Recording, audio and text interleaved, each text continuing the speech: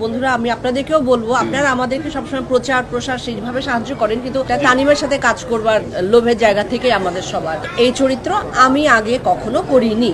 আমার মনে হয় এই ছবি সবাই ভালোবাসবে এবং আপনারা দেখুন, আমি বারবার বলছি আপনারা সবাই প্লিজ দেখুন ছবিটি।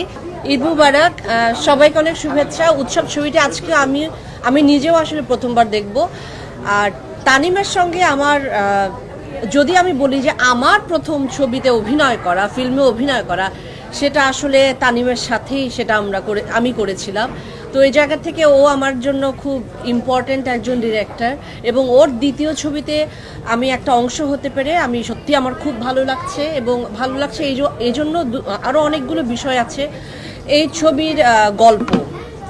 এটা আমি আপনাদের সাংবাদিক ভাই বন্ধুরা যারা আছেন, গণমাধ্যমের বন্ধুরা, আমি আপনাদেরকেও বলবো আপনারা আমাদেরকে সবসময় প্রচার প্রসার সেইভাবে সাহায্য করেন, কিন্তু আমি বলবো আপনারাও একটু ছবিগুলো দেখেন। ছবিটা দেখে যদি আপনারা লিখতে পারেন বা প্রচার করতে পারেন বা বলতে পারেন ভালো লাগলে, সেটা আরও বেশি ভালো হবে আমাদের জন্য। আপনারাও একটু দেখবেন ছবিটি।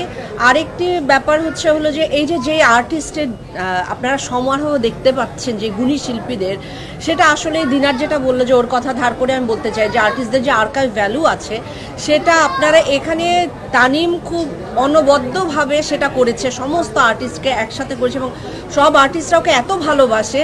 কি গল্প কি মানে ওর ছবিতে কাজ করবে বলে সবাই, কিন্তু আমরা সবাই একসাথে কাজ করছি। এটা তানিমের সাথে কাজ করবার লোভের জায়গা থেকে আমাদের সবার।